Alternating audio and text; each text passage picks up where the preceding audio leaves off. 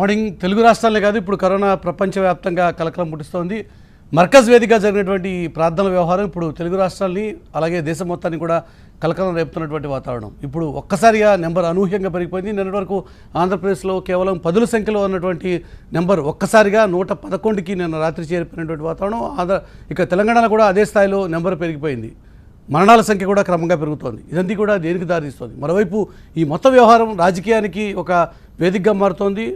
మతపరమైనటువంటి ఆరోపణల ప్రత్యారోపణలకి వేదికగా మారుతోంది. అనవసరంగా ఒక వ్యాధిని ఒక వైరస్ని మతంతో ముడిపెట్టి చూసేటువంటి ప్రయత్నం జరుగుతోంది. మతాన్ని ఇందులో లాగేటువంటి ప్రయత్నం చేస్తోంది అంటూ వర్గం ఆందోళన వ్యక్తం చేస్తున్న సందర్భంలో ఇంతకీ దీన్ని ఏ రకంగా మూడో దశకి చేరకుండా కట్టడి చేయాల్సినటువంటి బాధ్యతని ఎత్తుగడని ప్రభుత్వం అవలంబించబోతోంది. ఈ అంశాల మీద ఈరోజు గుడ్ మార్నింగ్ ఇండియాలో డిస్కస్ అయిపోతున్నాం. ఎందుకంటే దేశంలో హై టెన్షన్ కొనసాగుతోంది. రోజు రోజుకు కరోనా కేసులు దేశాన్ని కమ్మేస్తున్నాయి. గడిచిన 24 గంటల్లో 437 మంది వైరస్ బారిన పడ్డారంటే సిచ్యువేషన్ ఎంత డేంజర్గా ఎంత సీరియస్గా మారుతోంది అన్న విషయం అర్థమవుతోంది. దేశవ్యాప్తంగా కరోనా కేసులు 10 హాట్స్పాట్లుగా ఉన్నాయని కేంద్ర ప్రభుత్వం గుర్తించింది. ఎక్కువ కేసులు 6 రాష్ట్రాల్లో ఆ ప్రాంతాల్లో ఉన్నాయని గుర్తించగలిగింది. అయితే మరోవైపు గడిచిన 24 గంటల వ్యవధిలోనే 437 కొత్త కరోనా కేసులు వెలుగులోకి వచ్చాయి. హజరత్ నిజాముద్దీన్లో జరిగినటువంటి మతపరమైన సమ్మేళనానికి హాజరైన తబ్లీగీ జమాత్ ప్రతినిధుల వల్లనే వైరస్ వ్యాప్తి అమాంత పెరిగిందని ఒక స్పష్టమైనటువంటి నిర్ధారణకి కేంద్ర ప్రభుత్వం కూడా రావడం జరిగింది. దానికోసం అందులో పాల్గొన్న వారి కోసం ముమ్మరమైనటువంటి గాలింపు జరుగుతోంది. ఇప్పటివరకు 6,000 మందిని ప్రభుత్వం గుర్తించగలిగింది. అందులో 5,000 మందిని క్వారంటైన్కి తరలించగలిగారు. తెలంగాణ, గుజరాత్, తమిళనాడు సహా వేర్వేరు రాష్ట్రాల్లోని దాదాపుగా 2,000 మంది కోసం ఇంకా గాలింపు కొనసాగుతూనే ఉంది. వారెవరు కూడా ఇంతవరకు బయటకు రావడానికి కానీ వారి మొబైల్స్ని ట్రేస్ అవుట్ చేయడానికి కానీ ప్రభుత్వానికి సహకరించడం కానీ వారు ముందుకు రాకపోవడం వల్లే ప్రభుత్వం ఎక్కువ కలవరపడుతుంది. వీరి ద్వారా వారి కుటుంబ సభ్యులకి తద్వారా సమాజానికి ఏ రకంగా సోకుతుంది, ఇది 3rd ఫేజ్కి చేరిపోతుందేమో అనేటువంటి ఒక ఆందోళనలో ప్రభుత్వం ఉంది. దేశంలో కేసుల సంఖ్య ఒకసారి గమనిస్తే ఇప్పటివరకు దాదాపుగా 1834కి ఈ దేశవ్యాప్తంగా కేసుల సంఖ్య చేరింది. అందులో 41 మంది మరణించారు. ఇప్పుడు ప్రపంచ దేశాల దృష్టిని కూడా భారతదేశం ఆకర్షించేటువంటి పరిస్థితి, భారతదేశంలో పెరుగుతున్నటువంటి నెంబర్ కూడా ఇప్పుడు అందరినీ కలకలానికి గురి చేస్తున్నటువంటి పరిస్థితి మనకు కనబడుతోంది. తబ్లీగీ జమాత్ కార్యకర్తలు దేశవ్యాప్తంగా పర్యటించడం వల్లే ఈ కేసుల సంఖ్య అనూహ్యంగా పెరిగిందని అధికార వర్గాలు కూడా చెప్తున్నాయి. జమ్మూ కాశ్మీర్లో 23, అండమాన్ నికోబార్లో 9, తమిళనాడులో 65, ఢిల్లీలో 18, పుదుచ్చేరిలో 2 కేసులు ఈ పర్యటన నేపథ్యంలోనే వచ్చినట్టు అధికార వర్గాలు నిర్ధారణకు వచ్చాయి. తబ్లీగీ జమాత్కి చెందినటువంటి 1800 మందిని ఢిల్లీలోనే 9 ఆసుపత్రుల్లో క్వారంటైన్ కేంద్రాలకు తరలించామని, ఈ సంఖ్యను బట్టి దేశమంతటా కేసులు ఏ స్థాయిలో పెరిగేటువంటి ఆస్కారం ఉందో అంచనా వేయవచ్చు అన్నది అధికార వర్గాలు చెప్తున్నటువంటి మాట.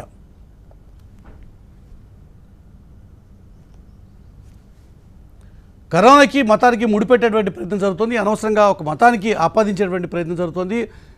వైరస్కి ఒక మతానికి సంబంధం ఉండదు. అయినప్పటికీ కొంతమంది ఉద్దేశపూర్వకంగా మతాన్ని ఇందులోకి లాగేటువంటి ప్రయత్నం చేస్తున్నారు అన్నది ప్రధానంగా ఎంఐఎం పార్టీ అధినేత, ఆ పార్టీకి సంబంధించినటువంటి ఎంపీ అసదుద్దీన్ ఓవైసీ తీవ్రంగా చేస్తున్నటువంటి విమర్శ. కావాలనే తెలుగు రాష్ట్రాల్లో జమాత్కి చెందినటువంటి ముస్లింలని ప్రభుత్వం అధికార వర్గాలకి సహకరిస్తున్నప్పటికీ కూడా కొన్ని వర్గాలు ఉద్దేశపూర్వకంగా దీనికి మతాన్ని ముడిపెట్టేటువంటి ప్రయత్నం చేస్తున్నారు అన్నది ప్రధానంగా ఓవైసీ చేస్తున్నటువంటి కమెంట్. ప్రధాని మోదీ రాత్రిపూట టీవీలో వచ్చి ప్రతిసారి పేదలను ఇబ్బంది పెట్టేటువంటి ప్రకటనలు చేస్తున్నారు అంటూ అసద్ ప్రధాని మోదీ మీద కూడా తీవ్రస్థాయిలో మండిపడుతున్నారు. पार्लियामेंट को क्यों नहीं बंद किया गया भाई? 24 तक चलती रही। पार्लियामेंट को क्यों बंद नहीं किया गया आपने? 13 मार्च को मिनिस्ट्री ऑफ हेल्थ कहती है कि ये कोविड जो है हेल्थ का नहीं है। पार्लियामेंट चलता है, आप मध्य प्रदेश में आप बीजेपी गवर्नमेंट बनाती है, हजारों की तादाद में लोग खुशियां मनाते हैं उनके दफ्तर में आके, जब आपको याद नहीं आया, डिनर भी लगता है उसमें आपको याद नहीं आया। अच्छा, आज से चंद दिन पहले दिल्ली दारुल हुकूमत भारत की हजारों लोग जो उत्तर प्रदेश, बिहार, बंगाल से मजदूर पेशा हैं, भूख और फाका कशी के आलम में निकल जाते हैं। आपको जब कुछ नहीं बोलते आप। अच्छा, भारत बंद 5-6 बजे खत्म हुआ, रोड पर निकल कर लोग थालियां बजा रहे हैं, बैंड बजा रहे हैं, जब आपको नजर नहीं आया। इन लोगों को समझना चाहिए कि मैं जानता हूं कि दिलो दिमाग में आप लोगों के मुसलमानों से नफरत भरी हुई है। आपको आपकी नफरत मुबारक, मगर आपसे गुजारिश ये है कि कम से कम 15 अप्रैल तक अपनी बॉक्स को और मुसलमानों से नफरत को रोक के रखिए। మతాన్ని దీంతో ముడిపెట్టేటువంటి ప్రయత్నం చేయొద్దు, దీంతో మతాన్ని ఆపాదించవద్దు అంటూ ఓవైసీ చేస్తున్నటువంటి ప్రకటన ఓవైపు అయితే, మరోవైపు ఉద్దేశపూర్వకంగా కావాలనే ఒక వర్గం దీన్ని విస్తృతి చేయడం కోసం ప్రయత్నం చేసింది. అందుకోసమే దేశం అంతా కూడా పాజిటివ్ కేసుల సంఖ్య పెరిగిపోయిందన్నది మరొక వర్గం చేస్తున్నటువంటి ఆరోపణ. మొత్తం మీద ఈ వ్యవహారం ఇప్పుడు రాజకీయానికి మతపరమైనటువంటి అంశానికి కూడా వేదికగా మారబోతోందా అనేటువంటి ఒక అనుమానాలు కూడా కలుగుతున్నాయి. అయితే మరోవైపు అధికార వర్గాలు మాత్రం దీని గురించి ఏమాత్రం పట్టించుకోకుండా ఏ రకంగా అయినా సరే ఈ వ్యాధి కట్టడి కోసం తీవ్రస్థాయిలో ప్రయత్నం చేస్తున్నాయి. ఉమ్మడి తెలుగు రాష్ట్రాల్లో కూడా ఈ నెంబర్ పెరగడం అనేది క్రమంగా ఆందోళన గురి చేస్తుంది. లేటెస్ట్ అప్డేట్స్ కూడా తెలుసుకుందాం. మా ప్రతినిధి అశోక్ ప్రస్తుతం హైదరాబాద్ నుంచి లైవ్లో అందుబాటులో ఉన్నారు, అలాగే నారాయణ విజయవాడ నుంచి లైవ్లో అందుబాటులో ఉన్నారు. రెండు తెలుగు రాష్ట్రాలకు సంబంధించిన అప్డేట్స్ అందించడం కోసం ముందుగా అశోక్ మీ దగ్గరికి వస్తే, నిన్న రాత్రి మరొక 2 మరణాలు సంభవించిన తర్వాత తెలంగాణ ప్రభుత్వం కూడా కొంత కలకలం పడుతోంది. మొన్న 6, ఆ తర్వాత మరొక 2, ఇప్పుడు క్రమంగా పెరుగుతున్నటువంటి ఈ మరణాల సంఖ్య, పాజిటివ్ కేసుల సంఖ్యకి సంబంధించి ముఖ్యంగా ఈ మర్కజ్కి వెళ్ళి హాజరైనటువంటి వాళ్ళని గుర్తించే ప్రయత్నం ఏ రకంగా జరుగుతుంది? ఇప్పుడు లేటెస్ట్ అప్డేట్స్ ఏంటి?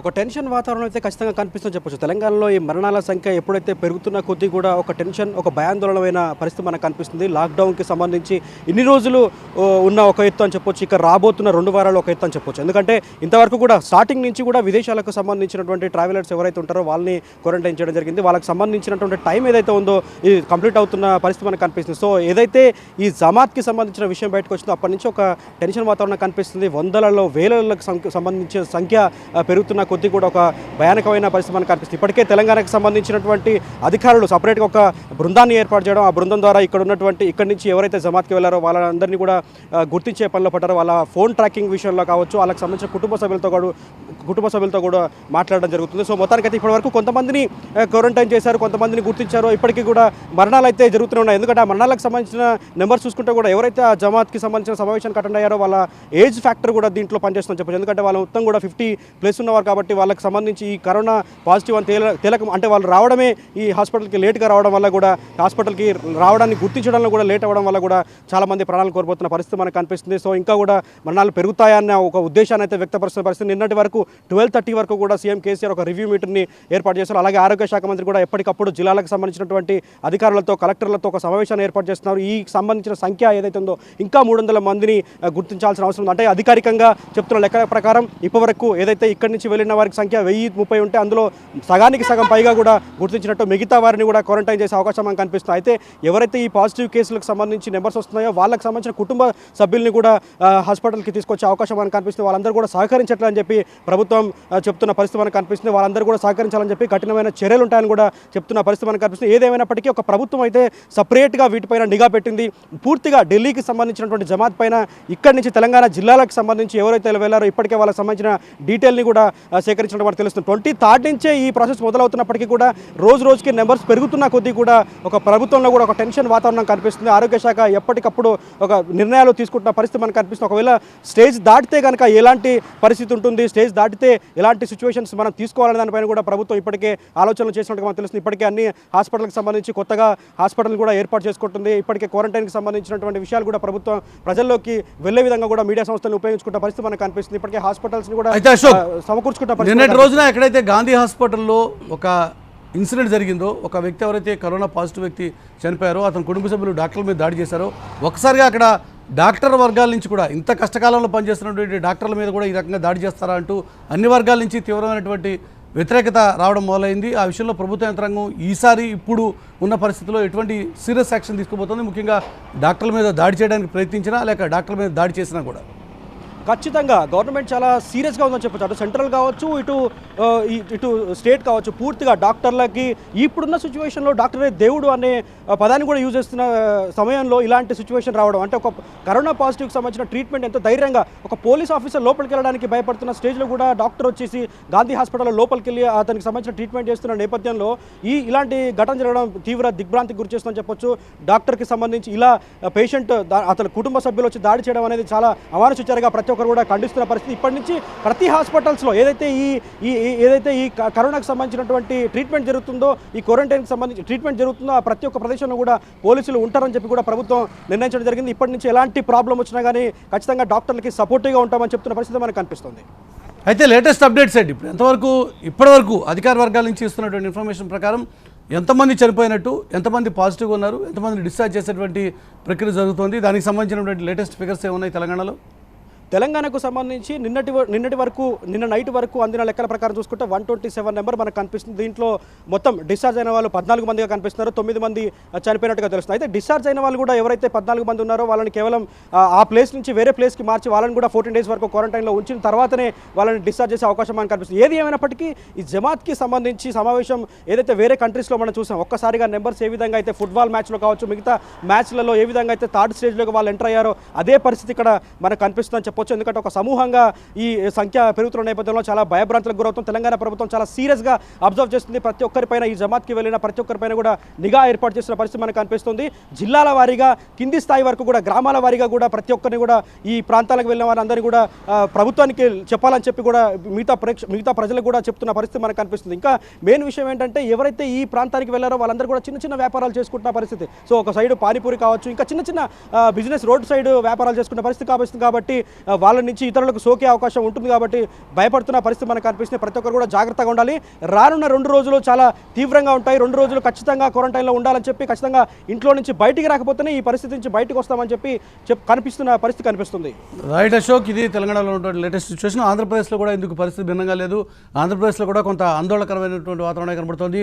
నిన్నటి వరకు కేవలం 10ల సంఖ్యలో ఉన్నటువంటి ఈ నెంబర్ ఒక్కసారిగా 100కి చేరిపోయింది. నిన్న రాత్రి ఇచ్చినటువంటి లేటెస్ట్ అప్డేట్స్ ప్రకారం ఇది సంఖ్య 111కు చేరుకున్నట్టుగా మనకి సమాచారం ఉంటుంది. లేటెస్ట్ అప్డేట్స్ నారాయణ అందిస్తారు. నారాయణ, ఇప్పుడున్న పరిస్థితుల ప్రకారం ఎంతమందికి ఇంకా సీరియస్గా మారుతోంది, ఇంకా ఎంతమంది ఈ పాజిటివ్ జాబితాలో చేరేటువంటి ఆస్కారం ఉందని అధికార వర్గాలు చెప్తున్నాయి? జమాత్కి వచ్చిన వాళ్ళందరూ కూడా అధికారులకు సహకరిస్తున్నారా? ఇంకా చాలామంది దూరంగా ఉండడానికి ఐసోలేషన్లో పెడతారేమో అని చెప్పి ఒక భయంతో ప్రభుత్వానికి సహకరించకుండా దూరంగా ఉంటున్నారా? ఏపీలో రోజు రోజుకి కరోనా విజృంభిస్తుంది. ఊహించిన దానికంటే ఎక్కువగా భయపెడుతుంది. మనం ఇప్పుడు వరకు చూస్తే రాత్రి హెల్త్ బులెటిన్ 10 గంటల హెల్త్ బులెటిన్ ప్రకారం 111 పాజిటివ్ కేసులు నమోదై, అంటే నిన్న ఒక్కరోజు 24 గంటల్లో 67 కేసులు నమోదైన బట్టి చూస్తే తీవ్రత ఎంత స్థాయిలో ఉందో ఊహించుకోవచ్చు. గత 2 రోజుల కంటే ఒక 3 రోజుల క్రితం తక్కువ స్థాయిలోనే కేసులు నమోదైందని బట్టి ఇప్పుడు ప్రభుత్వం కానీ అధికారులు చాలా అప్రమత్తంగా ఉన్నప్పటికీ ఊహించిన దానికంటే అనూహ్యంగా గత 2 రోజుల్లో పాజిటివ్ కేసులు ఒక్కసారిగా అమాంతం పెరిగిపోవడంతో ఇటు అధికార వర్గాల్లోనూ ప్రజల్లోనూ ఆందోళన పెరిగిపోయింది. మొత్తం కూడా 24 గంటల్లోనే 67 పాజిటివ్ కేసులు నమోదు అవ్వటం పట్టి చూస్తే చాలా ఆందోళనకరంగా ఉందనేది చెప్పవచ్చు. మొత్తం మీద ఇవన్నీ కూడా ఢిల్లీ మత ప్రార్థనలకు వెళ్ళి వచ్చిన వారే ఎక్కువగా పాజిటివ్ కేసులు నమోదై, ఇంకా దాదాపుగా 1500 మందికి పైగా ఆంధ్రప్రదేశ్లో వివిధ జిల్లాల నుంచి ఆ ఢిల్లీ ప్రార్థనకు వెళ్ళినట్టుగా కూడా అధికారులు చూస్తున్నారు. ఇప్పటికే క్షేత్రస్థాయి ఎస్పీలు, కలెక్టర్లు, అధికార యంత్రాంగం మొత్తం కూడా వాళ్ళు గుర్తించే పనిలో ఉంది. ఇప్పటికే 195 మందికి పైగా గుర్తించి వాళ్ళని క్వారంటైన్ ఐసోలేషన్కు తరలించారు. అయితే మిగతా వాళ్ళు కొంతమంది ఆచూకీ ఇంకా లభ్యం కావట్లేదు. వీరంతా ఎక్కడ తిరిగారు, ఎక్కడెక్కడ కుటుంబ సభ్యులతో పాటు స్నేహితులు, సన్నిహితులతో క్లోజ్ కాంటాక్ట్ ఉన్నట్లుగా తెలుస్తోంది. అయితే వీళ్ళు ఇంకా కొంతమంది ఆచూకీ లభ్యం కాకపోవడంతో కొంత ఆందోళన అయితే నెలకొని ఉంది. ప్రస్తుత పరిస్థితులను బట్టి చూస్తే ఇంకా ఈ 2-3 రోజులలో కేసుల సంఖ్య మరింతగా పెరిగే అవకాశం ఉంది. మనం 4 రోజుల క్రితమే చెప్పాము, ఆదివారం రోజే ఖచ్చితంగా ఢిల్లీలో ఎవరైతే ఆ ప్రార్థనలకు వెళ్ళి ట్రైన్లో ప్రయాణించి ఆంధ్రప్రదేశ్లో హైదరాబాద్లో, తర్వాత విజయవాడ, గుంటూరు, ప్రకాశం ఇలా వివిధ జిల్లాల్లో కూడా దిగారు, ట్రావెల్ చేశారు. ఆ తర్వాత బంధువులతో కానీ వాళ్ళ స్నేహితులతో కానీ సన్నిహితంగా మెలిగారు. ఈ కేసుల సంఖ్య ఈ 2-3 రోజుల్లో పెరిగే అవకాశం ఉందని మనం 4 రోజుల క్రితం చెప్పిన విధంగానే ఈ 2 రోజులలో పెద్ద సంఖ్యలో కేసులు నమోదు కావటం అధికార యంత్రాంగాన్ని కొంత ఆందోళనకి గురి చేస్తుంది. అయితే కొంతమంది సహకరిస్తున్నా, కొంతమంది సహకరించే పరిస్థితి లేదు. ఇప్పటి వరకు దాదాపుగా 50 మందికి పైగా కొన్ని జిల్లాలో ఆచూకీ లభ్యం కావట్లేదని అధికారులు చెప్తున్నారు. వాళ్ళుగా స్వచ్ఛందంగా ప్రభుత్వానికి కానీ అధికారులకు కానీ తెలియజేసి క్వారంటైన్లోకి వెళ్ళకపోతే మాత్రం మరింత ప్రమాదకరంగా మారే అవకాశం ఉందని వైద్యులు హెచ్చరిస్తున్నారు. రాబోయే వారం రోజులు చాలా కీలకంగా ఉండాల్సిన అవసరం ఉంది. ఈ కేసుల సంఖ్య మరింత పెరిగే అవకాశం ఉందనేది, ప్రమాద గంటికలు మోగే అవకాశం ఉందనేది అధికారులు హెచ్చరిస్తున్నారు. ఈ నేపథ్యంలోనే ఏపీ ప్రభుత్వం కూడా చాలా అలర్ట్గా ఉంది. నిన్న ఎస్పీలు, కలెక్టర్లతో పాటు ఉన్నతాధికారులతో ఎప్పటికప్పుడు సీఎం జగన్మోహన్ రెడ్డి సమీక్ష సమావేశాలు నిర్వహిస్తున్నారు.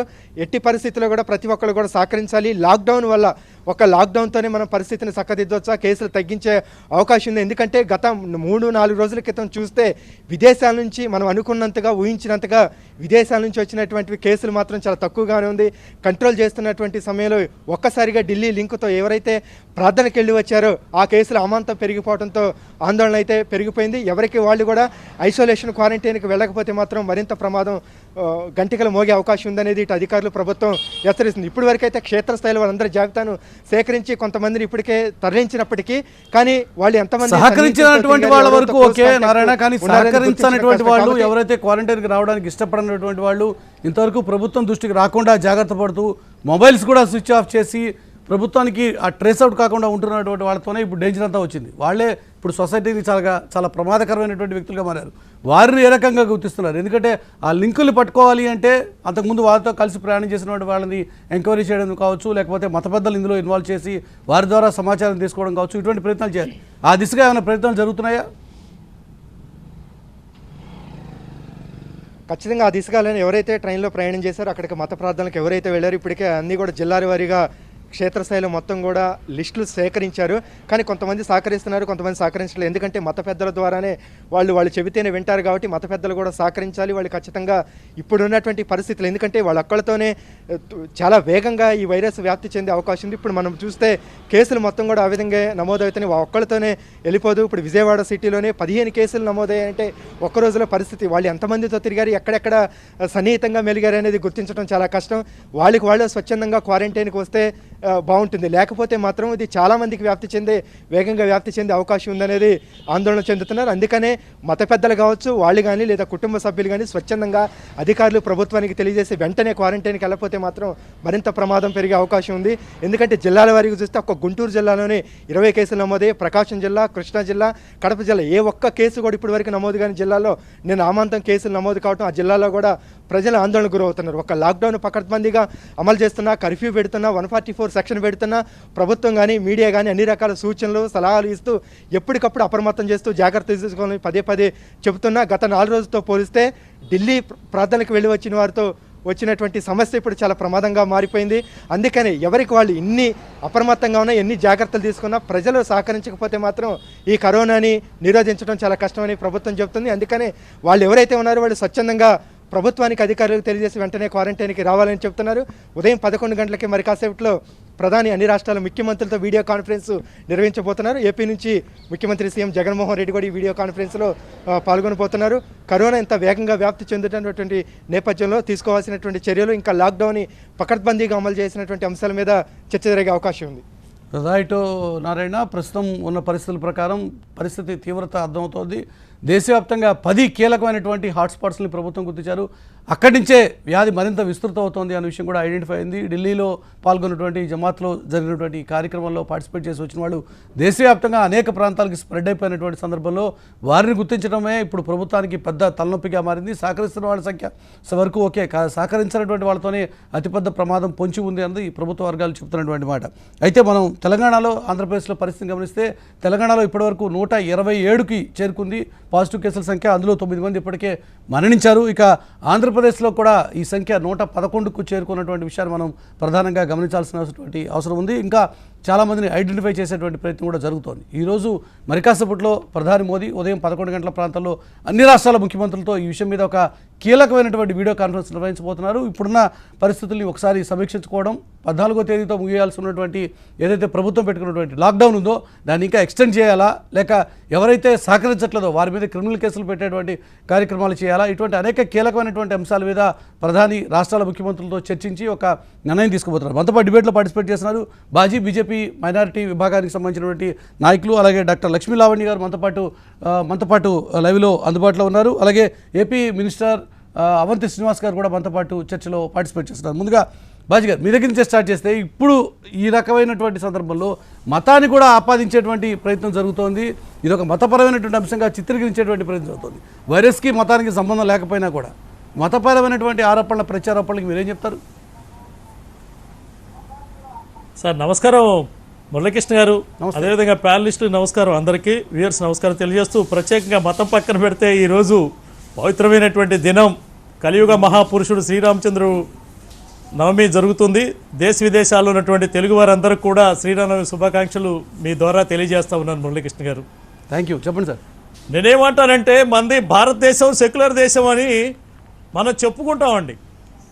సెక్యులర్ దేశంలో ఏమన్నా మాట్లాడినప్పుడు ఎవరికన్నా ఎక్కడన్నా పొరపాటున ఒక భారతీయులు వ్యతిరేకించే వ్యక్తులకి ఏదైనా చిన్న నష్టం జరిగినప్పుడు మాత్రమే సెక్యులరిజం గుర్తు వస్తుందండి. మిగతా సమయాల్లో సెక్యులరిజం గుర్తు రాదు. అంటే నేను పర్టికులర్గా కొన్ని మతాలని లేకపోతే ధర్మాలని ఊటంకించి నేను చెప్పదలుచుకోలేదు, కానీ మత రాజ్యాలు ఇండోనేషియా, దుబాయ్, అదేవిధంగా ఇవాళ నిన్న వచ్చినటువంటి మలేషియా, అనేక దేశాల నుంచి వచ్చినటువంటి మత రాజ్యాల నుంచి వచ్చినటువంటి గొప్ప గొప్ప సెక్యులరిస్టులు అందరూ సమావేశం పెట్టుకున్నారు అక్కడ.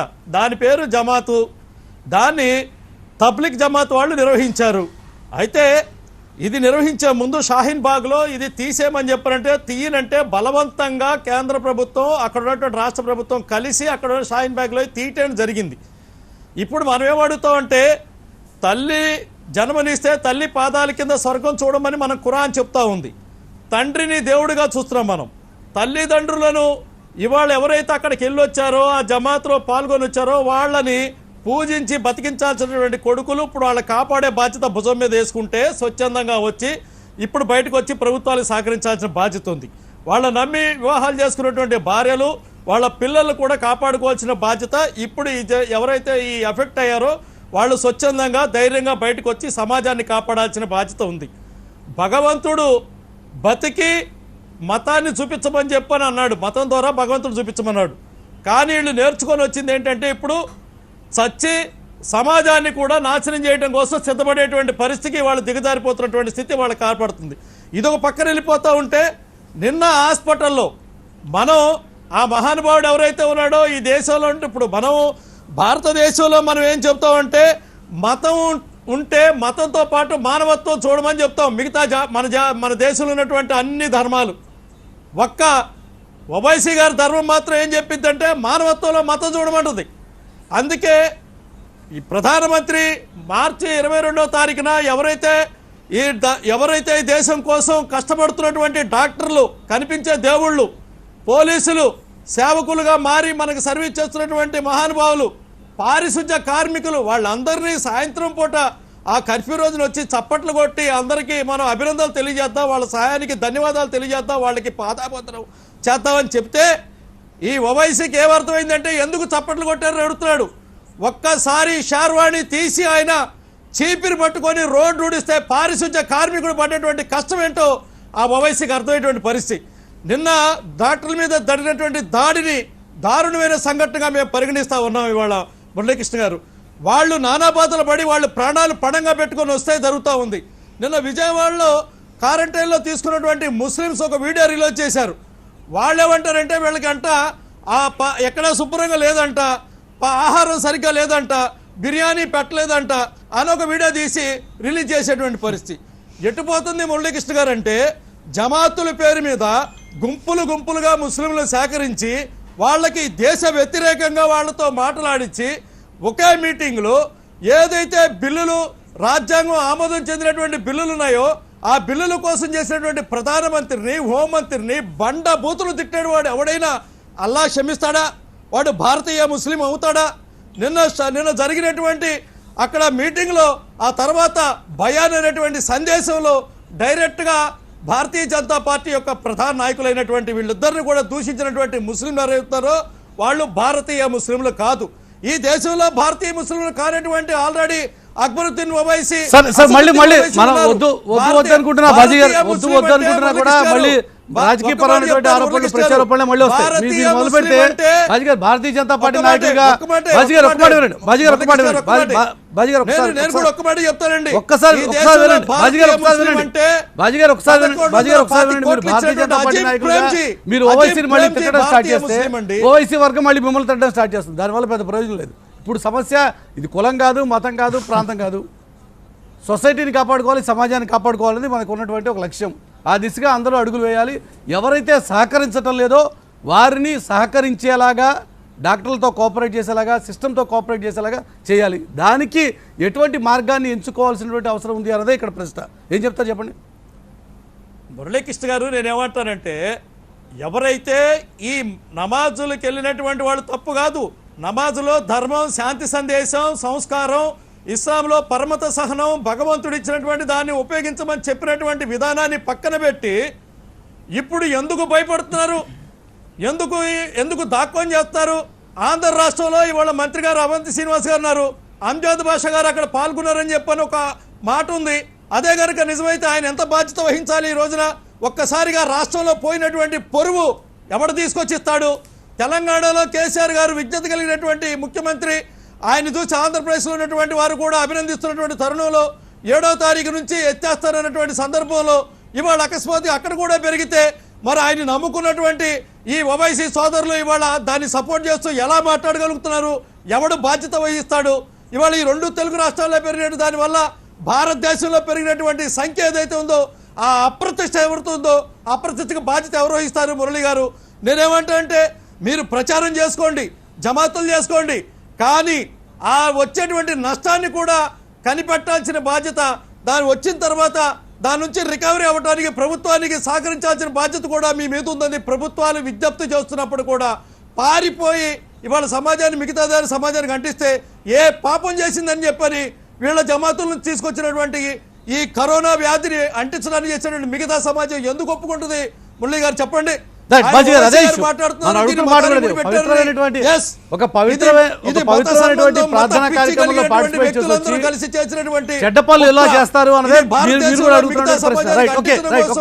చైనా వాడు చేసిన కుట్రలో ఇస్లామిక్ కారణమవుతుంది. మీరు చెప్తున్న మాట సమాజం హితం కోరి ఓ పవిత్రమైనటువంటి ప్రార్థనా కార్యక్రమంలో పార్టిసిపేట్ చేసి వచ్చినటువంటి మీరు సమాజానికి చెడ్డ పనులు చేస్తూ ఏ రకంగా పాపం చేస్తారో అని అడుగుతున్నారు. ఆ విషయాన్ని ఎవరైతే దాక్కుని ఉన్నారో, ఎవరైతే బయటపడకుండా ప్రభుత్వానికి సహకరించకుండా ఉన్నారో వారు గమనించాల్సిన అవసరం ఉంది. అదే ఇక్కడ మీరు చెప్తున్నమాట రైట్. ఒక్క నిమిషం అయితే ఆ విషయంలో మనతో పాటు అవంతి శ్రీనివాస్ గారు కూడా ఉన్నారు, వారు కూడా రియాక్ట్ అవుతారు. మంత్రి గారు, ఇప్పుడున్న పరిస్థితుల్లో మనం చాలా జాగ్రత్తలు తీసుకున్నాం, అన్నీ బాగున్నాయి, కంట్రోల్డ్గా ఉంది, కేవలం 10కి మించి పెరగలేదు ఆంధ్రప్రదేశ్లో అని చెప్పి ముఖ్యమంత్రి చెప్పారు. తెలంగాణలో కూడా సిచ్యువేషన్ కంట్రోల్లో ఉంది. ఇదే వాతావరణం కంటిన్యూ అయితే వచ్చే 7వ తారీఖు కల్లా మనం కంప్లీట్గా కరోనా ఫ్రీ స్టేట్గా తెలంగాణ మారుతుందని చెప్పి కేసీఆర్ గారు అన్నారు. కానీ ఒక్కసారిగా సిచ్యువేషన్ మారిపోయింది. మరి ఇటువంటి తరుణంలో ప్రభుత్వాల మీద ఎంత బాధ్యత ఉంది? ముఖ్యంగా వీళ్ళని ఎవరైతే సహకరించకుండా ఉన్నటువంటి వ్యక్తులు ఉన్నారో వాళ్ళు గుర్తించి ఐడెంటిఫై చేసి వాళ్ళని ఎలిమినేట్ చేయాల్సినటువంటి పరిస్థితి ఏ రకంగా ఉంది? మంత్రి గారు చెప్పండి. నమస్కారం అండి మురళీకృష్ణ గారు. నమస్తే. ఇప్పుడు ఇలాంటి డిస్కషన్లను పెట్టడం కరెక్ట్ కాదు. మీరేదో మన ధర్మారెడ్డి గారు ఏదో మన కరోనా గురించి అని చెప్పాడు. ఈ రాజకీయాలు మాట్లాడే సమయం కాదు ఇది. ఖచ్చితంగా రాజకీయాలు మాట్లాడతానని నేను కూడా చెప్తున్నాను. రాజకీయాలకు మీరు మాట్లాడండి. దయచేసి మీ టీవీ ఛానల్స్ కానీ మీడియా వారికి కానీ రాజకీయ నాయకులు కూడా మీరు చేసే విజ్ఞప్తి ఏంటంటే తర్వాత ప్రజలు నిర్ణయిస్తారు ఎవరు తప్పో ఎవరు తప్పో. ఇది ఈ రోజున ఒక జాతీయ విపత్తును ఎదుర్కొంటున్నాం, దేశం ఏంటి ప్రపంచం మొత్తం. ఇలాంటి సమయంలో కూడా మనం ఈ మతాల గురించి సార్ నన్ను చెప్పనండి మురళీకృష్ణ గారు, నాది అయిపోయానండి ఒక్క నిమిషం. ఈ రోజున దయచేసి మానవత్వం అనేది గొప్పది, తర్వాతే ప్రభుత్వాలు, ముఖ్యమంత్రులు, ప్రధానమంత్రులు, పార్టీలు ఇవన్నీ. ఇవాళ చాలామంది పేద ప్రజలు ఆకలి లేక అల్లాడుతున్నారు, చాలామంది పనులు లేక అల్లాడుతున్నారు, చాలామంది చాలా రకాల ఇబ్బందులు పడుతున్నారు. దయచేసి మీడియా వారికి కూడా విజ్ఞప్తి చేసేది ఏంటంటే ఆ సమస్యలను కూడా మీరు మీడియాలో చూపించి ప్రభుత్వ దృష్టికి తీసుకొస్తే మేము పరిష్కారం చేయవచ్చు. కానీ ఇలాగా మనం పొలిటికల్ డిస్కషన్లు పెట్టుకుని ఒకరినొకళ్ళు విమర్శించుకుంటే సమయం కాదండి. దయచేసి మీ చేతులెత్తి నమస్కారాలు తెలియజేస్తున్నాను. First point. రెండోది, నేను తీవ్రంగా ఖండిస్తున్నాను. మా డిప్యూటీ సీఎం గారు ఆ మీటింగ్ వెళ్ళారని వారు చెప్తున్నారు. వారు చూపించమంటే ఏం ఆధారాలు ఉన్నాయో. ఇలా ఆధారాలు లేకుండా బేస్లెస్గా ఒక డిప్యూటీ సీఎం మీద అలాంటి ఆధారాలు చేయడం వారికి మంచి పద్ధతి కాదు. ఆయన ఎప్పుడు చెప్పాడు క్లియర్గా, నేను ఎలాంటి మీటింగ్కి వెళ్ళలేదని. మా ప్రభుత్వానికి కానీ మా ముఖ్యమంత్రి గారికి కానీ అన్ని మతాలు మాది సమానం, మాది సెక్యులర్ గవర్నమెంట్. మేము ఎప్పుడు కూడా ఈ ఒకళ్ళని ప్రోత్సహించడం, ఒకళ్ళని డిస్కరేజ్ చేయడం అనేది లేదు. మా కేంద్రంతో కూడా మన సత్సంబంధాలు ఉన్నాయి. ఇది కరెక్ట్ కాదు. ఇది ఆధారాలు లేకుండా ఒక స్థాయిలో డిప్యూటీ సీఎం స్థాయిలో ఉన్న వ్యక్తిని మీద వెళ్ళాడని చెప్పడం అనేది కరెక్ట్ కాదు.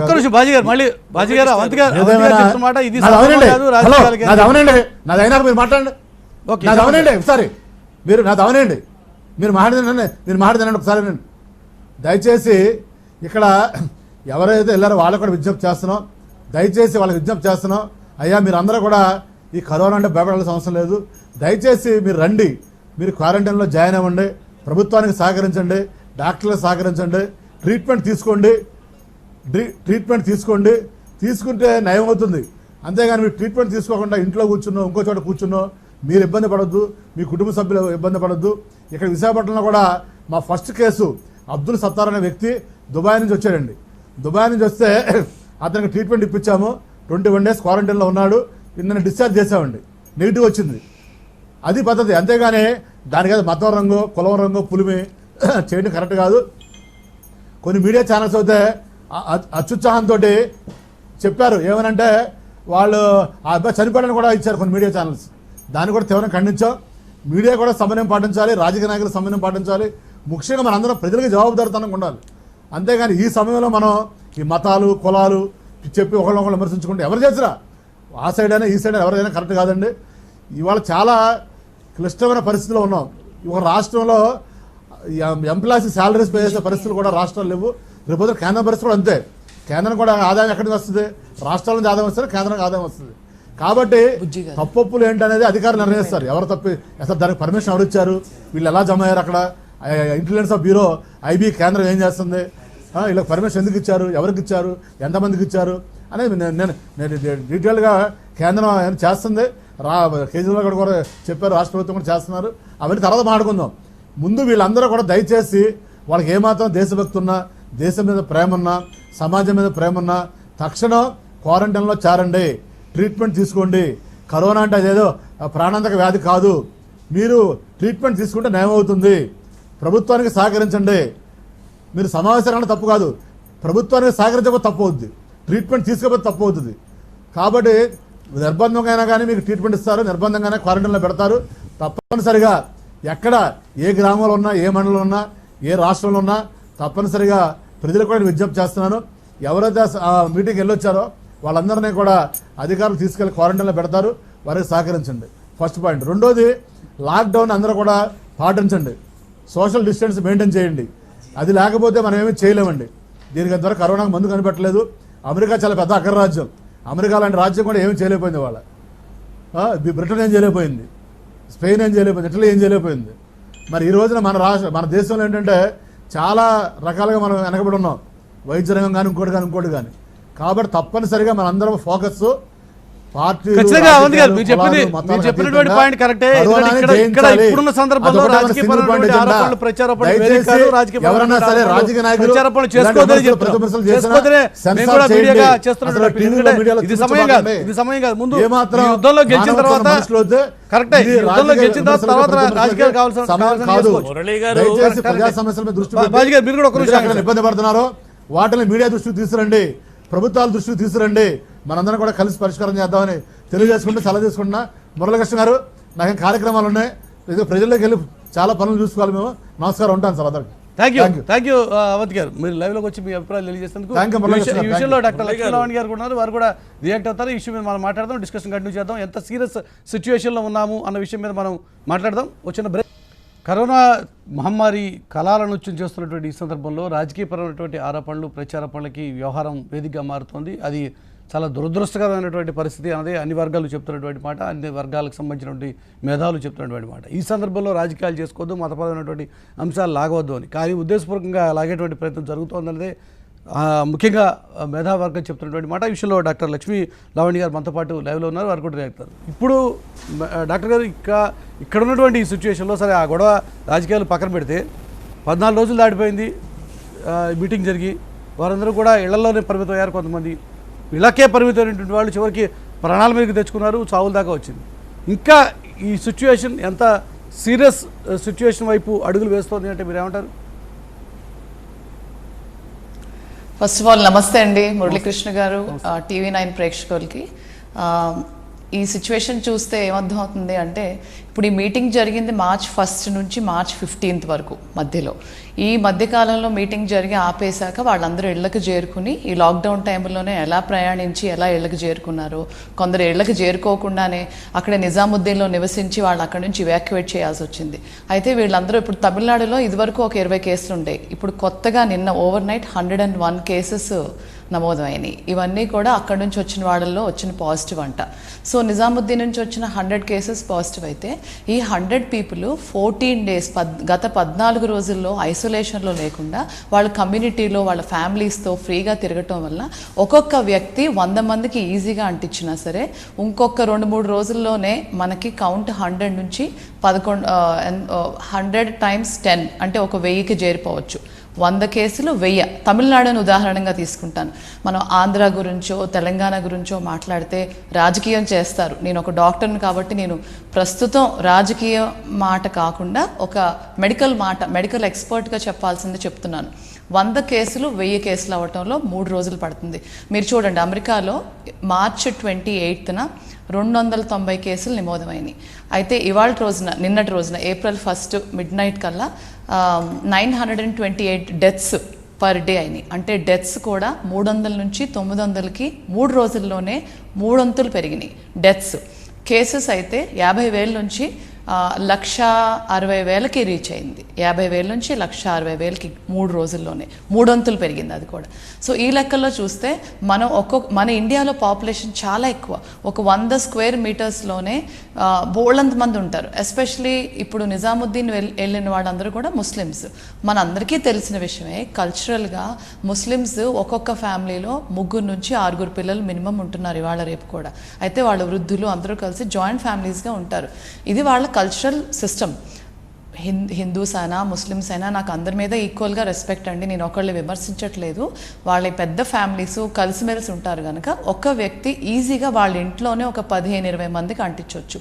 ఆ 15-20 మంది ఇంకొక ఫ్యామిలీలో కలిస్తే ఒక్క వ్యక్తి ఈజీగా 100-150 మందికి అంటించవచ్చు.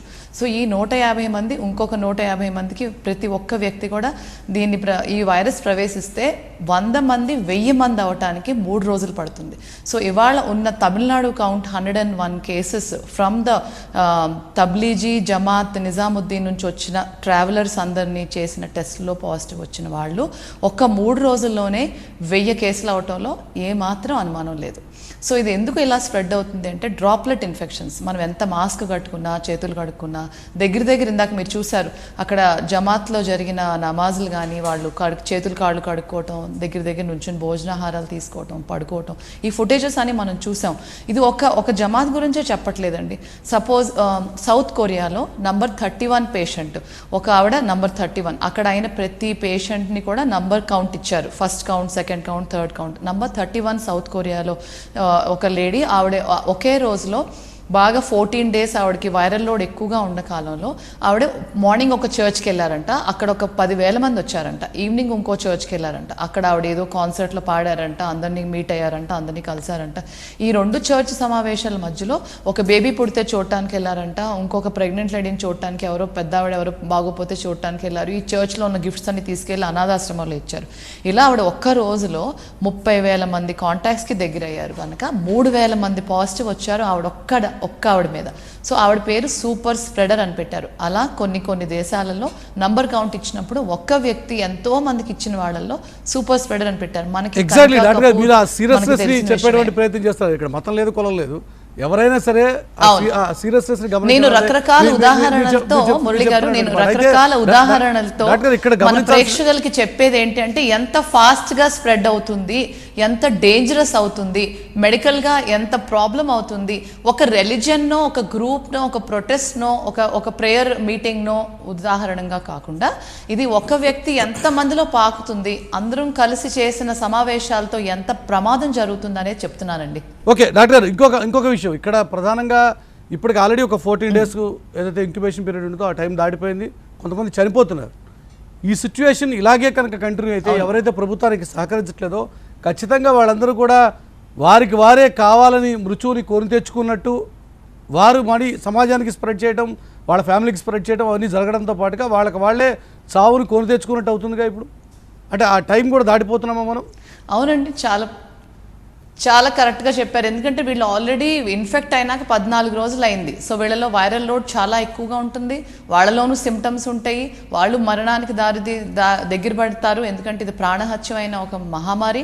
అయితే ఇందులోంచి బయటపడటానికి ఇమీడియట్లీ మనం ఆయాసం వచ్చేస్తుంది, బ్లడ్లో ఆక్సిజన్ లెవెల్స్ తగ్గిపోతాయి, మనకు ఆక్సిజన్ పెట్టాలి, వెంటిలేటర్స్ పెట్టాలి. ఈ సదుపాయాలు వాళ్ళు ముందుకొచ్చి వాళ్ళు డిక్లేర్ చేసి టెస్ట్ చేయించుకుని వాళ్ళు చికిత్స పొందితే తప్పితే ఈ వైరస్ చాలా దారుణంగా స్ప్రెడ్ చేసే అవకాశం ఉంటుంది. అయితే నేను విజ్ఞప్తి చేసేది ఏంటంటే జమాత్ నుంచి వచ్చిన వాళ్ళందరూ మన మిత్రులు, జమాత్ నుంచి వచ్చిన మిత్రులందరికీ చేతులెత్తి నమస్కరించి నేను విజ్ఞప్తి చేసేది ఒక డాక్టర్గా, ఒక సాటి హ్యూమన్ బీయింగ్, ఒక సాటి ఇండియన్ సిటిజన్గా మీకు చెప్పేది ఏంటి అంటే మీరు దయచేసి ముందుకు రండి. మీరు ఇది స్టిగ్మాగా ఫీల్ అవ్వద్దు. మీరు ఇందులో ఏ పొరపాటు చేయలేదు. మీరు పూర్తి స్థాయిలో అమాయకులని మేము భావిస్తున్నాం. మీకు తెలుసో తెలియకో ఈ పొరపాటు జరిగింది, తెలియకే జరిగింది, అమాయకంగానే జరిగింది. మీరు దయచేసి ముందుకు రండి, మీరు టెస్ట్ చేయించుకోండి. మీ చుట్టుపక్కల ఎవరెవరితో సావాసం చేశారో వాళ్ళందరికీ టెస్ట్ చేయించండి. మనకు అన్ని టెస్టులు ఉన్నాయి. మన ప్రభుత్వం మన రోజుకి 10,000 టెస్టులు కూడా మనకు ఉన్నాయని చెప్తున్నారు. యూనియన్ హెల్త్ మినిస్ట్రీ నుంచి వచ్చింది ఇది. ఈ టెస్ట్ కిట్స్ అన్ని మీకు అవైలబుల్ చేస్తారు. మీరు టెస్ట్ చేయించుకోండి, చికిత్స పొందండి. మీలో ఇమ్యూనిటీ బాగుంటే మీరు చాలా తొందరగా రికవర్ అయ్యే అవకాశం ఉంది. మీ సాటి మనుషులు, మీ కుటుంబ సభ్యులు, మీ ఫ్రెండ్స్కే చెప్తున్నాం ఈ విజ్ఞప్తి. మీరు అందరూ దయచేసి ముందుకు రండి. మీ వల్ల ఎంతోమంది అమాయకుల ప్రజలకి ఈ మరణ హత్య ప్రవేశిస్తుంది. వాళ్ళు బతికే యోగం లేకుండా అవుతుంది. మనం చేసిన తప్పుకి ఇంకో 10 మంది చావాల్సిన అవసరం ఉందా? మీరు దయచేసి కరుణించి మీరు ముందుకు రామని నా విజ్ఞప్తి. ఇంకొక ప్రశ్న డాక్టర్ గారు, ఇక్కడ ఇప్పుడు మనం గమనిస్తున్నటువంటి విషయం, ఇంతకాలం ఇది కేవలం వృద్ధులకు మాత్రమే వస్తుంది, కుర్రాళ్ళకి కానీ లేకపోతే పిల్లలకు కానీ వచ్చేటువంటి ఆస్కారం లేదు అని చెప్పి అనుకున్నాం. కానీ నిన్న గాంధీ హాస్పిటల్లో చనిపోయినటువంటి వ్యక్తి 50 సంవత్సరాల లోపల ఉన్నటువంటి వ్యక్తే. తాజాగా వస్తున్నటువంటి రిపోర్ట్స్ ప్రకారం గమనిస్తూ ఉంటే యువకులకు కూడా ఇది సోకుతుంది, వారు కూడా మరణ పాలయ్యేటువంటి ఆస్కారం ఉంది, మరణించేటువంటి ఆస్కారం ఉంది అన్నది తాజాగా చెప్తున్నటువంటి కొన్ని లేటెస్ట్ ఫిగర్స్. అంటే ఇదేమైనా కొంత మరింత బలపడుతోంది ఈ వైరస్ అని చెప్పి అనుకోవాల్సిన పరిస్థితి ఉందంటారా? బలపడేదేం లేదు. ఈ వైరస్కి ఆల్రెడీ ఉన్న ఒక జీనోమ్ స్ట్రక్చర్ ఉంది, ఒక RNA ప్రోటీన్ ఒక టైప్ ఉంది. దానికి ఏమి ట్రీట్మెంట్స్ లేవు.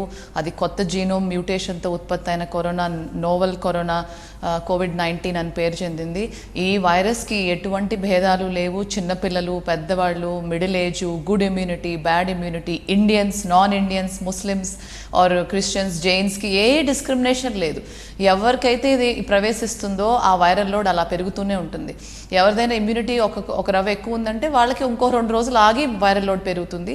ఇమ్యూనిటీ తక్కువ ఉన్న వాళ్ళకి ఒక 2-3 రోజులు తేడాలో ఉంటుంది. అయితే ఎవరైతే ఫాస్ట్గా రికవర్ అవుతారంటే యూత్ ఫాస్ట్గా రికవర్ అవ్వచ్చు. ఎవరికైతే కోమార్బిడ్ ఇల్నెసెస్ ఉన్నాయో, వయసులో ఎక్కువ వయసు ఉన్నదో వాళ్ళు త్వరగా రికవర్ అవ్వకపోవచ్చు. వాళ్ళు మరణానికి దారి తీయొచ్చు పాపం. ఎందుకంటే వాళ్ళలో వయసే కాకుండా వేరే రకాల మెడికల్ డిజీజెస్, ఇంకా వాళ్ళకి ఇమ్యూనిటీ పవర్ తగ్గిపోతుంది కనుక వాళ్ళు తొందరగా రికవర్ అవ్వకుండా వాళ్ళు మరణానికి దారి తీస్తారు. చిన్న పిల్లల్లో కూడా రావచ్చు. అమెరికాలో చేసిన సెన్సస్ ప్రకారంగా age between 30 and 50% cases between age 30 and 50 మరణించారు. నిన్న జరిగిన 900 డెత్స్లో 50% అబవ్ అందరూ కూడా 30-50 మధ్యలో వయసు వాళ్ళే. అంటే వీళ్ళు యుక్త వయసు వాళ్ళు, మనలాంటి వయసు వాళ్ళు. మనం అందరం చాలా హెల్తీగా ఉన్నాం, బాగా ఎక్సర్సైజ్ చేస్తాం, మనకి ఏ జబ్బులు లేవు అనుకున్న వాళ్ళల్లో కూడా ఈ వైరస్ వస్తే ఖచ్చితంగా ప్రాణాంతకమైన భయం ఉండే వైరస్ అన్నమాట. ఆ విషయంలో భయపడటం చాలా అవసరం.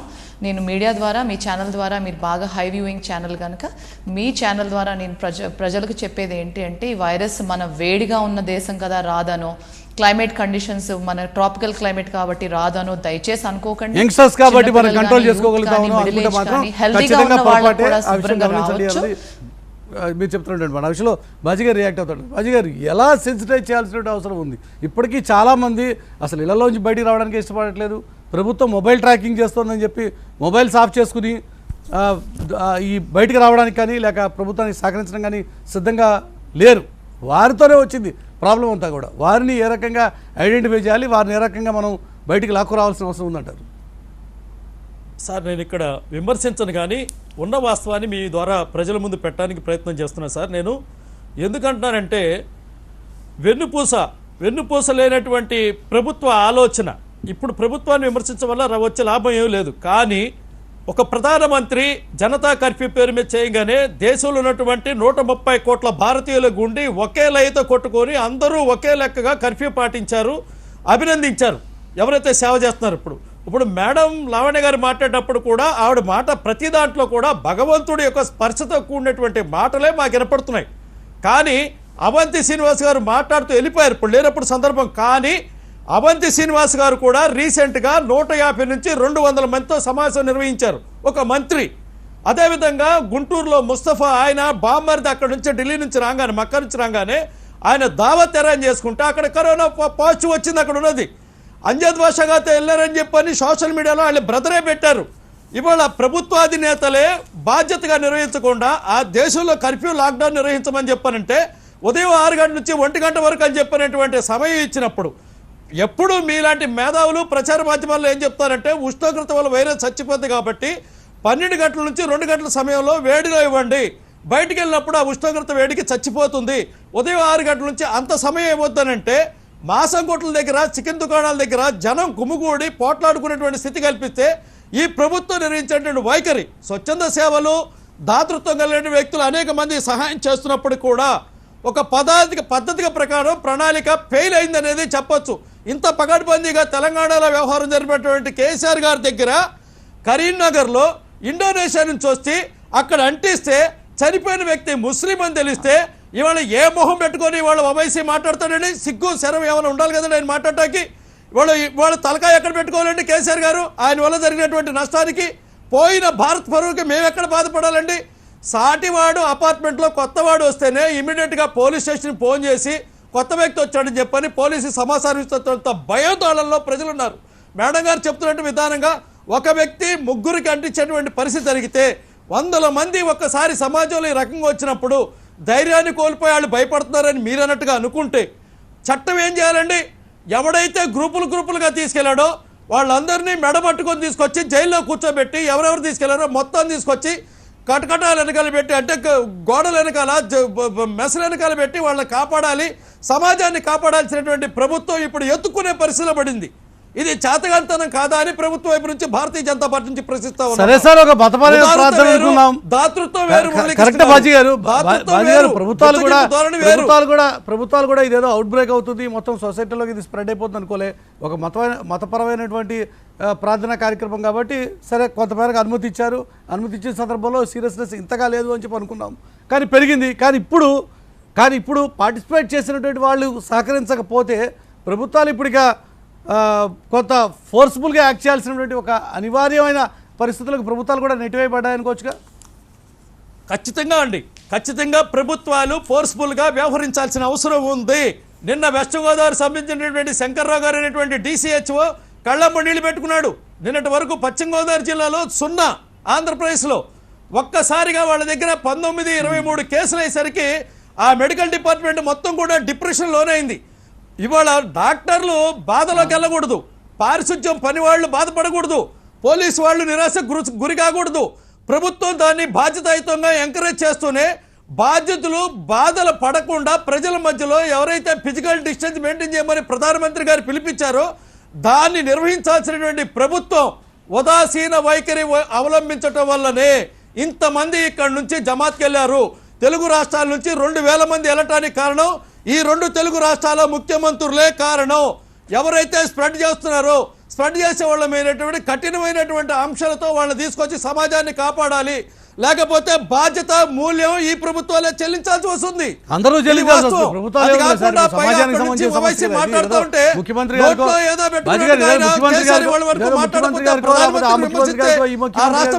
మాట్లాడాలిగా. ఇది ఒక సొసైటీ డబ్బులు అడుకోవడానికి వచ్చే దాని గురించి మనం మాట్లాడదాం. దాని గురించి మనం డిబేట్ కంటిన్యూ చేద్దాం. కరోనాకి సంబంధించిన ఇష్యూ మీద జమాత్కి వెళ్ళి వచ్చిన తర్వాత రాష్ట్రంలో దేశంలో ఒక్కసారిగా పెరిగిపోయినటువంటి నెంబర్ మీదే చర్చ కొనసాగుతోంది.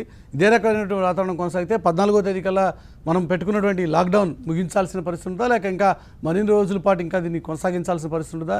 ఈరోజు ప్రధాని మోదీ అన్ని రాష్ట్రాల ముఖ్యమంత్రులతో ఉదయం 11 గంటలకి ఒక వీడియో కాన్ఫరెన్స్ నిర్వహించబోతున్నారు. ఆ వీడియో కాన్ఫరెన్స్లో రాష్ట్రాల్లో ఉన్నటువంటి పరిస్థితి ఒకసారి సమీక్షించుకున్న తర్వాత ఉన్నటువంటి సిచ్యువేషన్ బేరీజ్ చేసుకున్న తర్వాత ప్రధాని ఒక నిర్ణయం తీసుకునేటువంటి ఆస్కారం ఉంది. ఇంకా మరికొన్ని రోజుల పాటు దీన్ని ఎక్స్టెండ్ చేయాలా, ఏ రకంగా దీన్ని ఫేజ్డ్ మేనర్లో అమలు చేయాలా, లేక ఏవైతే 10 స్పాట్స్ రెడ్ స్పాట్స్గా గుర్తించారో వాటి మీద మాత్రమే ఫోకస్ పెట్టాలన్న విషయంలో అల్టిమేట్గా ప్రధాని ఒక నిర్ణయం తీసుకోబోతున్నారు. అయితే ఇప్పుడున్న పరిస్థితుల్లో ఎవరైతే జమాత్కి వెళ్ళి వచ్చి ప్రభుత్వానికి సహకరించకుండా ఐడెంటిఫై కాకుండా ఇళ్లకే పరిమితమై రహస్యంగా ఉంటున్నారో వారి గురించే ఇప్పుడు ఎక్కువ ఆందోళన ఉంది. వారిని మాత్రమే గుర్తించేటువంటి కార్యక్రమం మీద ప్రధానంగా ఫోకస్ పెట్టాల్సిన అవసరం ఉంది. ఆ విషయంలో డాక్టర్ లక్ష్మీనారాయణ గారు మనతో పాటు లైవ్లో కంటిన్యూ అవుతున్నారు. డాక్టర్ గారు, చాలా జాగ్రత్తలు తీసుకున్నాయి ప్రభుత్వాలు, వాళ్ళని ఐడెంటిఫై చేసే ప్రయత్నం జరుగుతున్నాయి. కానీ ఇప్పటికీ ఇంకా ఒక సోషల్ స్టిగ్మా అనేది ఉన్నట్టుంది. అందుకోసమే చాలామంది రావడానికి ఇష్టపడట్లేదు అని చెప్పి అనుకోవాలా? అవునండి, కరెక్ట్గా చెప్పారు. అంటే ఇది సోషల్ స్టిగ్మా ఇష్యూయే. సోషల్ స్టిగ్మా మూలనే నేను అనుకోవటం ఈ పేషెంట్స్ అందరూ కూడా వీళ్ళందరూ అక్కడి నుంచి వచ్చిన ట్రావెలర్స్ ముస్లిం పిల్గ్రిమ్స్ మాత్రం వాళ్ళు సోషల్గా మాత్రం బయటకు వచ్చి డిక్లేర్ చేయట్లేదు మేము వెళ్ళొచ్చాము మాకు టెస్ట్ చేయండి అనేది. వాళ్ళు భయపడిపోతున్నారు. అందులో ఇప్పుడు వచ్చిన మీడియాలో ఇవన్నీ కూడా చూసేస్తున్నారు, ఫ్యాక్ట్స్ తెలిసిపోతున్నాయి. ఇంకా వాళ్ళు అసలు ఎట్టి పరిస్థితుల్లో బయటకు రాకుండా దాగిపోయే అవకాశం ఉంది. కనీసం ఒక 20-30% దడిసిపోయే అవకాశం ఉంది. సో దీన్ని మనం ఏం చేయాలి అంటే బై ఫోర్స్ ప్రభుత్వాలు రెండు కూడా రెండు స్టేట్స్ ఏపీ తెలంగాణ అట్లీస్ట్ మన చేతుల్లో ఉన్నంత వరకు, ఎందుకంటే ప్రధాని మోడీకి ఎన్నో పనులు ఉన్నాయండి, ఆయన చెప్పినవన్నీ ఫాలో అవ్వట్లేదు ప్రజలు. స్ట్రిక్ట్ లాక్డౌన్ అన్నారు, ఫాలో అవుతున్నారా? ప్రతి సందులో గొంతులో పిచ్చి పిచ్చిగా తిరిగేస్తున్నారు. ఆ తిరిగిన దగ్గర మీట్ షాపులకు వెళ్తున్నారు, చికెన్ షాపులకు వెళ్తున్నారు, కాయగూరలు, అక్కడ వెండర్స్ ఎక్కువగా ముస్లిమ్స్ ఉంటున్నారు. వాళ్ళలో ఎంతమంది జమాత్కి వెళ్ళొచ్చారో మీరు ఎలా చెప్తారు? పోనీ జమాత్కి వెళ్ళలేదు, ఇంకెక్కడి నుంచో వచ్చారు, దుబాయ్ నుంచి, అమెరికా నుంచి, ఇటలీ నుంచి వచ్చిన వాళ్ళ ఇంట్లో స్టాఫ్గా పనిచేయచ్చు, హౌస్ కీపింగ్ స్టాఫ్గా. వాళ్ళు వచ్చి అక్కడ కూరగాయలు కొనుక్కుంటా మీకు అంటించవచ్చు. ఈ రిస్క్ చాలా ఎక్కువ ఉంది. లాక్డౌన్ ఫాలో అవ్వడం నంబర్ 1 మిస్టేక్ చేస్తున్నారు మన ప్రజలు. దాన్ని మనం ఏం చేయాలి? రాష్ట్ర ప్రభుత్వాలుగా, మేము డాక్టర్స్గా చేయలేని పని ప్రభుత్వం చేయగలిగే పని ఏంటి అంటే సెక్షన్ 144 కంప్లీట్ లాక్డౌన్ లీగల్గా పోలీస్ ఫోర్స్తో మనం పాటించాల్సిన అవసరం ఉంది. ఎందుకంటే వీళ్ళు బయటికి రానందుకు ఒక్క మనిషి 1000 మందికి, 1000 మనిషి 10,000 మందికి అంటించే అవకాశం ఉంది. 10,000 మంది 1,00,000 అవటంలో 10 రోజులు మాత్రమే పడుతుంది. ఇప్పుడు అమెరికాలో 1,00,000 దాటిపోయింది. అలాగే వాళ్ళు ప్రెడిక్ట్ చేసేది ఏంటంటే 2 వారాలలోనే ఈ 1,50,000 మంది 2 లక్షల మృతులు అవుతారని ప్రెడిక్ట్ చేశారు డొనాల్డ్ ట్రంప్ గారు. కరెక్ట్గా నెల క్రితం మార్చి 1న డొనాల్డ్ ట్రంప్ ఏం చెప్పారంటే, ఇది ఒక 15 కేసులే కదా, ఇవన్నీ పోతాయిలే, ఏం గొడవేమీ లేదు, ఇది ఫ్లూ లాంటిదే అని చెప్పారు. కానీ ఇవాళ రోజున 2 లక్షల మంది చనిపోతారని చెప్తున్నారు. అంత అగ్రదేశాలలోనే వాళ్ళకి మెడికల్ కేర్కి సదుపయోగం లేనట్టయితే మనకి ఇండియాలో ఎలా ఉంటుందో మీరు ఊహించుకోగలరా? ఒక్కొక్క మనిషి లక్ష మందికి ఇన్ఫెక్ట్ చేయగలిగే అవకాశం ఉంది. వీళ్ళని బై ఫోర్స్ సెక్షన్ 144 ప్రభుత్వాలు కళ్ళు తెరుచుకుని ఇప్పటికైనా సరే బై ఫోర్స్ వాళ్ళని పట్టుకుని వాళ్ళని అరెస్ట్ చేసి వాళ్ళని మెడికల్గా ట్రీట్మెంట్ పొందించి వీళ్ళందరికీ ఉన్న సావాసంలో ఉన్న పేషెంట్స్ అందరికీ కూడా టెస్ట్ చేయమని నా స్పెషల్ రిక్వెస్ట్. నాకు వీలైతే మోడీ గారితో కూడా మేము ఫోన్ చేసి మాట్లాడతాము, మేము గవర్నమెంట్ ఆఫీషియల్స్తో మాట్లాడతాము, మేము డాక్టర్స్గా చేయగలిగి మా అసోసియేషన్స్ తరపున మేము చేయగలిగేది ఏమన్నా చేస్తాం. ఎందుకంటే వీళ్ళు చాలా ప్రమాదం అవుతారు. ఇప్పటి వరకు లేని కేసెస్ తమిళనాడులో 11 కేసులల్లో 101 కేసు అయింది. ఆంధ్రప్రదేశ్లో ఒకేసారిగా ఇన్ని కేసెస్ పెరిగిపోయినాయి. ఇన్ని కేసులలో 10,000 కేసులు, 10,000 1,00,000 కేసులు అవటంలో ఎక్కువ కాలం పట్టదు. అందుకనే మనం అర్జెంటుగా తీసుకోవాల్సిన చర్య ఏంటంటే వీళ్ళని సెపరేట్ చేయాలి, ఐసోలేట్ చేయాలి, ట్రీట్మెంట్ ఇప్పించాలి, వాళ్ళని బతికి బయటపడించాలి. వాళ్ళతో పాటు జరిగే నష్టం వేరే వాళ్ళకి జరగకుండా ఆపాలి. ఎందుకంటే మన దేశంలో అన్ని వెంటిలేటర్స్ లేవు, ఇంకేం చేయాలి చెప్పండి మీరే. డాక్టర్ గారు, ఇదే అంశానికి సంబంధించి జమాత్ తజ్లీబ్ కార్యక్రమంలో ఎవరైతే ఈ మొత్తం వ్యవహారానికి ఒక స్పోక్స్ పర్సన్గా వ్యవహరిస్తున్నటువంటి ఢిల్లీ మత పెద్ద మౌలానా అష్రఫ్ ప్రస్తుతం ఈ వ్యవహారానికి సంబంధించి ఒక సందేశాన్ని మీడియా ద్వారా ప్రజలకి అందిస్తున్నారు. పార్టిసిపేట్ చేసినటువంటి వాళ్ళందరూ కూడా స్వచ్ఛందంగా వచ్చి వైద్య పరీక్షలు చేయించుకోండి అని చెప్పి విజ్ఞప్తి చేస్తున్నారు. అది చేస్తున్నటువంటి విజ్ఞప్తి అంటే ఒకసారి చూద్దాం.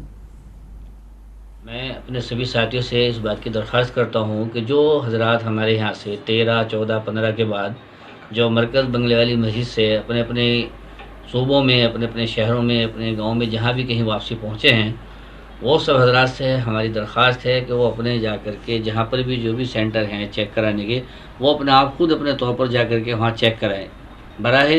बराए मेहरबानी इसको ख़ास तौर से इसका ख्याल करें, इसका एहतमाम करें. इसके अंदर ज़रा सी भी कोई किसी तरीके से कोई चूक ना करें. दरख्वास्त है, एक बहुत ख़ास दरख्वास्त है. ज़रा सा सारे साथी इसका एहतमाम करें कि कहीं भी किसी भी तरीके से कोई भी हमारी तरफ से इस तरह की कोई बात ना हो कि जिससे हमारे लिए भी, हमारे घर वालों के लिए भी, हमारे इलाके वालों के लिए भी, पूरे मुल्क के लिए किसी तरह का कोई नुकसान का कोई मसला बने. बराए मेहरबानी इसके अंदर अपने आप को ये ना सोचें कि भाई हमारा जाने में, हमारा वहाँ जो है एक मसला, कोई किसी तरह की बात नहीं, कोई डर नहीं है, किसी तरह के डरने की ज़रूरत नहीं है. ये हमारे लिए भी अच्छा है, हमारे अपने मोहल्ले इलाके वालों के लिए भी अच्छा है, हमारे पूरे मुल्क के लिए अच्छा है. मुझे उम्मीद है कि हमारे सारे अहबाब जो यहाँ से गए हैं वो जा कर के अपने अपने इलाकों में या जहाँ जो पहुँच चुके हैं वो अपना जा कर के चेकअप कराएंगे इंशाअल्लाह. ఇది అష్రఫ్ చెప్తున్నటువంటి మాట. ప్రధానంగా ఆయన చేస్తున్నటువంటి విజ్ఞప్తి, ఇంతకాలం ఈ జమాత్ వేదికగా విస్తృతంగా దీన్ని స్ప్రెడ్ చేయమని చెప్పి ఒక ప్రచారం జరిగింది, ఆ రకమైనటువంటి సందేశాలు ఇచ్చారు అని చెప్పి ఏదైతే ఒక ప్రచారం జరుగుతుందో దానికి భిన్నంగా అధికారిక ప్రతినిధిగా ఉన్నటువంటి మౌలానా అష్రఫ్ అందిస్తున్నటువంటి సందేశం ఇది. ఆయన చెప్తున్నటువంటి మాట, ఎవరైతే జమాత్లో పార్టిసిపేట్ చేశారో వారందరి మీద ఇప్పుడు కొన్ని అనుమానాలు ఉన్నాయి కాబట్టి, అందులో మెజారిటీ వ్యక్తులు పాజిటివ్ కేసులు వస్తున్నాయి కాబట్టి వారందరూ కూడా స్వచ్ఛందంగా ప్రభుత్వానికి సహకరించండి, వైద్య ఆరోగ్య శాఖ అధికారులకి సహకరించండి, బయటికి రండి, వచ్చి ప్రభుత్వానికి సహకరించి వారందరూ కూడా వైద్య పరీక్షలు చేయించుకొని కొద్ది రోజుల పాటు క్వారంటైన్లో ఉండి వారి ప్రాణాలను రక్షించుకోవడంతో పాటుగా వారి కుటుంబ సభ్యుల ప్రాణాలని, తద్వారా సమాజాన్ని కూడా ఈ ప్రమాదం నుంచి బయట పడవేయండి అన్నదే అష్రఫ్ చెప్తున్నటువంటి మాట. అష్రఫ్ ఏమంటారు మరొకసారి విందాం. हमारा वहाँ मैं अपने सभी साथियों से इस बात की दरख्वास्त करता हूँ कि जो हजरात हमारे यहाँ से 13, 14, 15 के बाद जो मरकज़ बंगले वाली मस्जिद से अपने अपने सूबों में, अपने अपने शहरों में, अपने गाँव में जहाँ भी कहीं वापसी पहुँचे हैं, वो सब हजरात से हमारी दरख्वास्त है कि वो अपने जा कर के जहाँ पर भी जो भी सेंटर हैं चेक कराने के, वो अपने आप खुद अपने तौर पर जा कर के वहाँ चेक कराएँ। बराए मेहरबानी इसको ख़ास तौर से इसका ख्याल करें, इसका एहतमाम करें, इसके अंदर ज़रा सी भी कोई किसी तरीके से कोई चूक ना करें। दरख्वास्त है, एक बहुत ख़ास दरख्वास्त है, ज़रा सा सारे साथी इसका एहतमाम करें कि कहीं भी किसी भी तरीके से कोई भी हमारी तरफ से इस तरह की कोई बात ना हो कि जिससे हमारे लिए भी, हमारे घर वालों के लिए भी, हमारे इलाके वालों के लिए भी, पूरे मुल्क के लिए किसी तरह का कोई नुकसान का कोई मसला बने।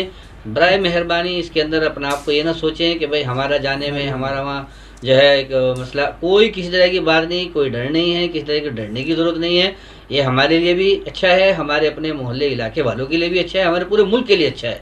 రైట్, ఇది అసఫ్ చేస్తున్నటువంటి విజ్ఞప్తి. ప్రధానంగా ఎవరైతే జమాత్లో పార్టిసిపేట్ చేసి వచ్చారో వారందరూ కూడా స్వచ్ఛందంగా సహకరించండి ప్రభుత్వానికి, వైద్య ఆరోగ్య శాఖ అధికారులకి. అప్పుడు మాత్రమే దీన్ని ఒక కట్టెలు చేయడానికి ఆస్కారం ఉంటుందన్నది ఆయన చేస్తున్న విజ్ఞప్తి. ఆయన విజ్ఞప్తినైనా సరే కనీసం ఈ జమాత్లో పార్టిసిపేట్ చేసి వచ్చిన వాళ్ళు ఇప్పటికైనా సరే గమనించాల్సిన అవసరం ఉందన్నదే మనం ప్రధానంగా చేస్తున్నటువంటి అప్పీల్. ఈ విషయంలో డాక్టర్ దుర్గాప్రసాద్ గారు మనతో పాటు రియాక్ట్ అవ్వడానికి సిద్ధంగా ఉన్నారు. టీడీపీ నాయకులు వారు కూడా ఇష్యూ మీద మాట్లాడుతున్నారు. దుర్గాప్రసాద్ గారు ఏం చెప్తారు? మురళి గారు గుడ్ మార్నింగ్ అండి. మార్నింగ్. ఇప్పుడు వాళ్ళ జమాయత్ అధికార ప్రతినిధి ఏదైతే చెప్పారో కరెక్ట్. అంటే ముస్లిం మత పెద్దలు కానీ, ముస్లిం లీడర్లు కానీ ఈ పాజిటివ్ వేలోనే మాట్లాడాలండి. ఇంకో విషయం మాట్లాడకూడదు. ఎందుకు మాట్లాడకూడదు అంటే ఈ దేశంలో మాట్లాడుతున్నారు కదా దుర్గాప్రసాద్ గారు, అందుకనే కదా గొడవ అంతా కూడా. అదే మాట్లాడుతున్నారు కదా. బాజీ గారు ముందు చెప్తున్నటువంటి అభ్యంతరమైనటువంటి మాట అదే. ఎంఐఎం నాయకులై ఉండి వారే మరో రకమైనటువంటి ప్రకటనలు చేయడం వల్ల కదా ఇప్పుడు ఇది రాజకీయపరమైనటువంటి రచ్చగా మారుతోంది. నేను అందుకనే ఏమంటున్నాంటే ఇప్పుడు వారు అధికార ప్రతినిధిగా ఇంకో విషయం, జమాయత్ అధికార ప్రతినిధి ఇప్పుడు ఏదైతే మాట్లాడింది నేను ఫాలో అయ్యాను. వారు ఇంకో విషయం జోలికి పోలా. మన మతానికి సంబంధించి చెడ్డ పేరు వస్తుంది, మీరంతా పోయి దయచేసి నిజంగా కూడా కొంతమంది ఇప్పుడు డాక్టర్ గారు చాలా బాగా చెప్పారు, సోషల్ విషయాలు చెప్పారు, మెడికల్ విషయాలు చెప్పారు, చాలా బాగా చెప్పారు. నేనేమంటే నామోషిగా ఫీల్ అవుతున్నారు. నామోషి ఫీల్ కావాల్సిన అవసరం లేదు, మీరు తెచ్చుకున్నది కాదు ఇది వచ్చింది. అయితే రెండోది ఏంటంటే పెద్దలు ఎవరు మాట్లాడినా సరే, మత పెద్దలు కానీ, రాజకీయ నాయకులు కానీ, ఎవరు కానీ ఈ విషయంలో చాలా సున్నితమైనటువంటి విషయంగా పరిగణించాలా. ఏదో ఒక వర్గానికి సంబంధించి వాళ్ళలో అనేక మంది, అందరు లేరు అట్లా, ఏదో కొంతమందిని చేసిన దాని వల్ల దేశంలో ఉన్న అందరికీ చుట్టడం అనేది కూడా కరెక్ట్ కాదు ఈ పరిస్థితుల్లో. కాబట్టి మాట్లాడే పెద్దలు, ఈవెన్ ఓవైసీ గారు కూడా అట్లా మాట్లాడి ఉండాల్సింది కాదు. ఏవైనా జమాయికి పోయిన వాళ్ళు వచ్చి రండి సిలిండర్ గాండి అనాలా, కానీ నువ్వు ఈ రోజు వచ్చి ప్రధానమంత్రి గారు పార్లమెంట్ ఎందుకు పెట్టారు అనే దాంట్లోనే రెండో వర్షన్ వస్తుందండి. అట్లాంటి విషయాలను బయటకు తీసుకురాకూడదు, ఈ టైంలో వాళ్ళు తీసుకురాకూడదు. అది వచ్చిన తర్వాత ఆటోమేటిక్ గా వీళ్ళు కూడా అంటారు కదా. రైట్ దుర్గాప్రసాద్ గారు, రాజకీయాలు చేయొద్దు అనేది మీరు చెప్తున్నటువంటి మాట. కానీ పరిస్థితి రాజకీయాల వైపు వెళ్తుంది కాబట్టి మళ్ళీ దాన్ని సరైన ట్రాక్ లో పెట్టాల్సిన ఒక అనివార్యమైన వాతావరణం ఇప్పుడు వచ్చింది కదా. సిచ్యువేషన్ వేరే డైరెక్షన్ లో పోతుంది కాబట్టి కదా మళ్ళీ దాన్ని ట్రాక్ లో పట్టాల్సిన ఒక వాతావరణం వచ్చింది. ఆ విషయంలో బాజీ గారు కూడా రియాక్ట్ అవుతున్నారు. బాజీ గారు,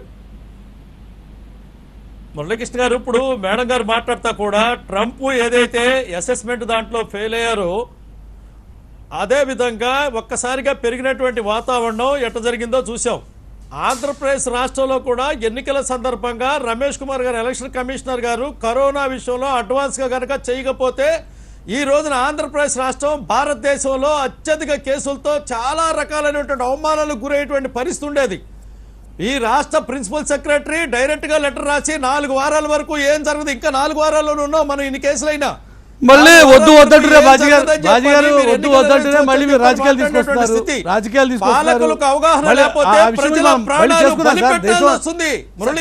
సమయం ఉంటుంది. గొడవ నుంచి బయటపడితే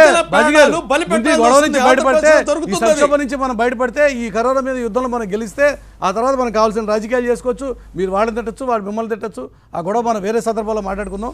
ప్రస్తుతానికైతే అన్ని వర్గాల ప్రజలు, మేధావులు. మురళీకృష్ణ గారు ఒక్క పాయింట్ చెప్తానండి. ప్లీజ్ డాక్టర్ గారు క్లోజ్ చేద్దాం, చెప్పండి. ఒక్క పాయింట్ చెప్తాను, ఏమనుకోపోతే. అంటే రాజకీయ పరంగా కూడా దీన్ని ఒక టాపిక్ అవుతుంది డెఫినెట్గా.